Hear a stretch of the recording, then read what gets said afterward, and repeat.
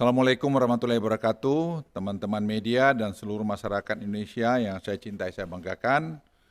Pada kesempatan yang baik hari ini, pertama-tama dari lubuk hati yang paling dalam, izinkan saya mengucapkan selamat menunaikan ibadah puasa Ramadan 1443 Hijriah bagi umat Muslim yang menjalankannya.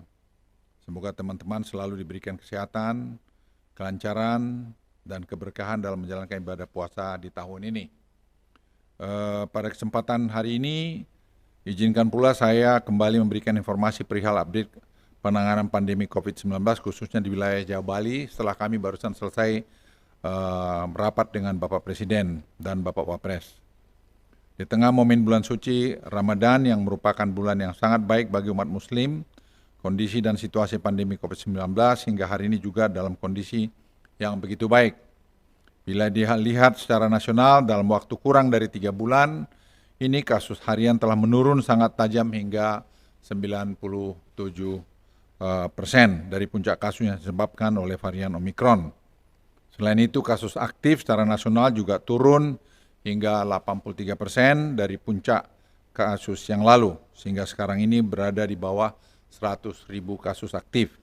Hal lain yang menggambarkan bahwa kondisi COVID-19 varian Omikron cukup baik terlihat dari turunnya rawat inap rumah sakit hingga 85%.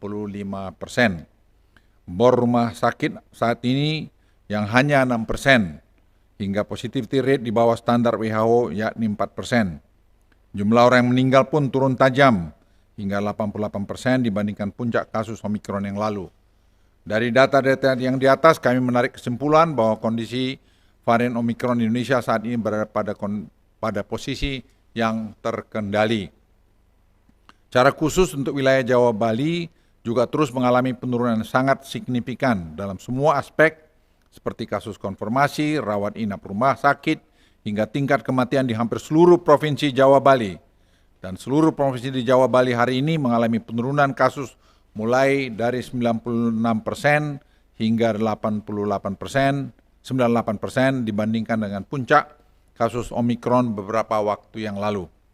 Dampak dari menurunnya tren kasus dan seluruh aspek penyertaan secara langsung dapat memberikan dampak positif terhadap level assessment kabupaten kota yang keluar hari ini, di mana saat ini sudah tidak terdapat lagi kabupaten kota yang berada di level 4. Sebanyak 93% kabupaten kota di Jawa dan Bali sudah berada pada level 1 dan 2. Hanya tersisa 9 kabupaten kota yang masih di level 3. Terkait informasi detail mengenai hal ini akan tertuang dalam Inmendagri yang keluar di sore hari ini. Teman-teman media yang saya hormati dan seluruh masyarakat yang saya cintai, terkendalinya varian Omikron menyebabkan pemulihan ekonomi mampu dijaga dengan baik. Meski sempat menurun, tetapi pemulihan ekonomi Indonesia dapat bangkit dengan cepat dan menunjukkan tren yang sangat positif sejak akhir Februari. Hal ini dapat terlihat dari indeks belanja dari Mandiri Institute yang kembali meningkat di semua wilayah, bahkan wilayah Bali dan Nusa Tenggara mencapai tingkat tertinggi sejak pandemi melanda. Mobilitas masyarakat yang melakukan perjalanan keluar rumah juga mengalami peningkatan yang sangat signifikan. Mobilitas masyarakat mencapai tingkat tertinggi semenjak pandemi melanda negeri kita ini. Hal ini memperlihatkan bahwa kondisi dan situasi pandemi di Indonesia terkendali dengan sangat baik yang pada akhirnya membentuk rasa aman dan nyaman di dalam masyarakat kita untuk beraktivitas. Selain itu, aktivitas industri telah mencatat pertumbuhan positif selama 7 bulan berturut-turut yang menyebabkan meningkatnya penyerapan tenaga kerja pada sektor manufaktur. Dengan semakin terkendalinya pandemi COVID-19, pemerintah akan terus melakukan transisi, mengembalikan kehidupan dan aktivitas ekonomi masyarakat kembali mendekati tingkat yang normal. Berdasarkan data Global Normalcy Index yang dikeluarkan majalah The Economist, nilai Indonesia saat ini berada di angka 68 dari 100 sebagai kondisi normal. Salah satu yang masih kita harus perbaiki adalah kapasitas penerbangan internasional yang masih jauh dari normal.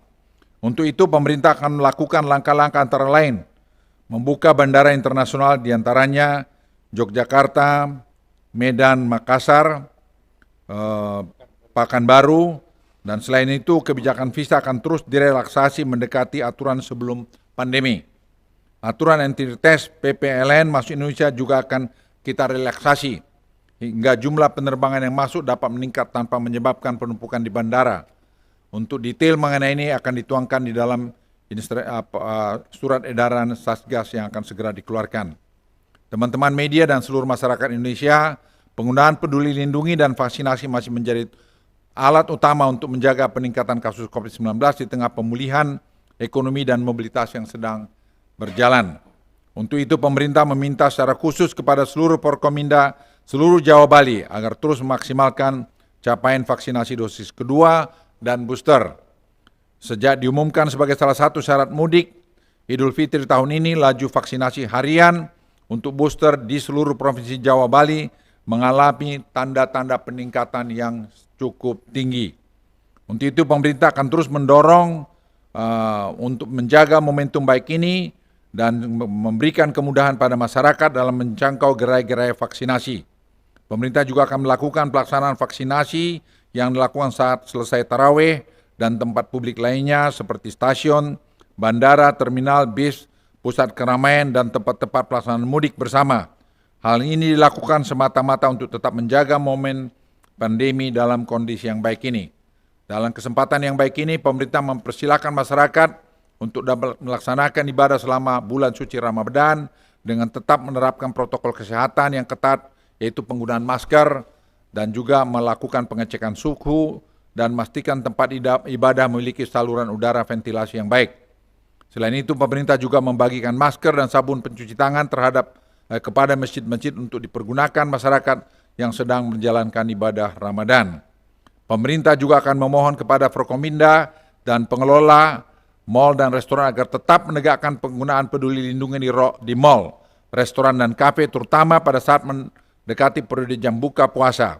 Selain itu, jam buka mal, restoran dan kafe akan diperpanjang hingga jam 22 pada kabupaten kota di level 2. Teman-teman media dan seluruh masyarakat Indonesia yang saya cintai, keberhasilan penanganan pandemi COVID-19 hingga hari ini merupakan wujud nyata akan kekompakan kita sebagai warga negara.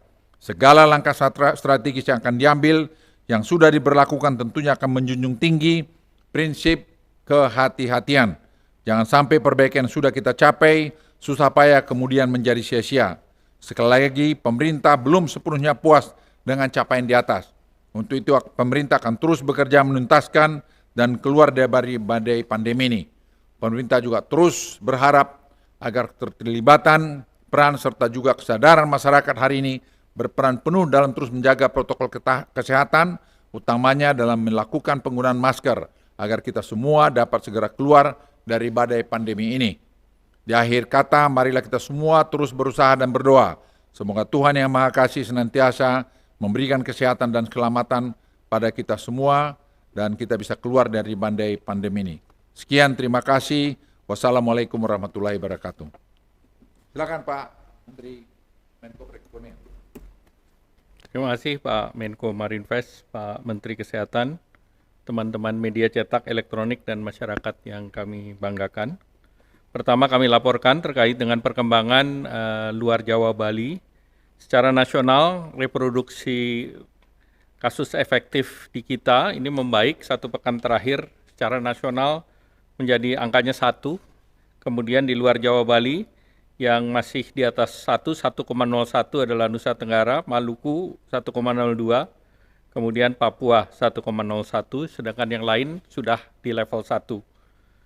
Kemudian perkembangan kasus konfirmasi harian di luar Jawa Bali ini 20% dari kasus harian nasional, yang per 3 April 403 kasus, dan kasus aktifnya adalah 37.672 atau 39% dari kasus nasional. Dari segi bed occupancy rate masih terkendali di Papua, walaupun kasusnya 12.066, bornya 9%, konversi 18%. Di Lampung 9.005 kasus, bornya 7% dan konversi 23%. Sumatera Barat 3.037 kasus, bornya 8% dan konversi 22%. Di NTB, walaupun kita melakukan kegiatan MotoGP, tidak ada penaikan kasus signifikan dan NTB tetap di level 1. Kemudian terkait dengan vaksinasi di luar Jawa, 2 provinsi yang masih di bawah 70% adalah Papua dan Papua Barat dosis 1, sedangkan yang dosis 2 ini 18 provinsi sudah lebih dari 70%, dan 9 provinsi di luar Jawa Bali ini dosis ketiganya di atas 10%. Nah, kemudian terkait dengan lansia, 8 provinsi kurang dari 70%, dan dosis 1, sedangkan 6 provinsi, 2 di luar Jawa Bali adalah lebih dari 70% untuk lansia dosis 2. Kemudian terkait dengan PPLN tadi sudah disampaikan Pak Menteri Marinvest bahwa terkait dengan vaksinasi ini persyaratannya begitu mau datang PCR 2 kali 24, tapi sampai di Indonesia itu bebas kecuali yang suspek, yang temperatur tinggi misalnya 37,5 langsung di PCR, sedangkan yang lain itu sudah tidak diperlukan. Nah, sedangkan yang lain wajib menggunakan Peduli Lindungi, dan tadi sudah arahan Bapak Presiden bahwa visa untuk ASEAN itu bebas visa kembali, dan negara lain visa on arrival. Nah, terkait dengan pemulihan ekonomi, ini tadi sampaikan bahwa per April realisasinya 29,3 triliun atau 6,4% dari alokasi 455,62. Kemudian terkait dengan penanganan kesehatan, realisasinya 1,55 triliun, perlindungan masyarakat 22,74 triliun, ini untuk PKH, sembako, prakerja, BLT desa, dan bantuan pedagang kaki lima, warung, dan nelayan, dan penguatan ekonomi 5 triliun.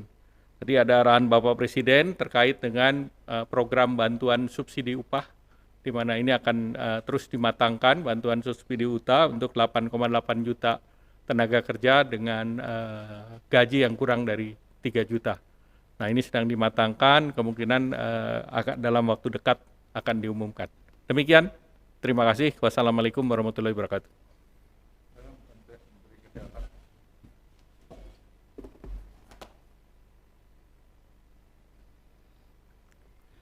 Rekan-rekan wartawan yang kami sayangi, Pak Menko, Assalamualaikum warahmatullahi wabarakatuh.